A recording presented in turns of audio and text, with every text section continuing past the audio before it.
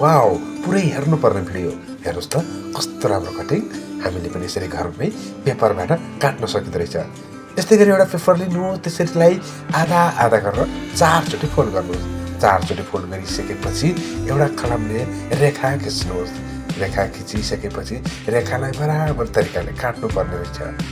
जब रेखालाई बिस्तारै बिस्तारै बराबर भागमा काटिन्छ अनि फुलको डिजाइन देखिन्छ हामीले यसै गरी काटेर पनि घरलाई सजावटमा राख्न सकिँदो रहेछ यस्तै गरी आफ्ना छोरा छोरी भाइ बहिनीहरूलाई पनि हामीले फुल काट्ने तरिकाले यसरी सिकाउन पनि सकिन्छ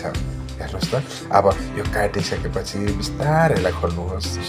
बिस्तारै खोल्नुपर्ने हुन्छ नतखेरि च्यातिनु सक्ने सम्भावना हुन्छ त्यसरी बिस्तारै बिस्तारै खोलिसकेपछि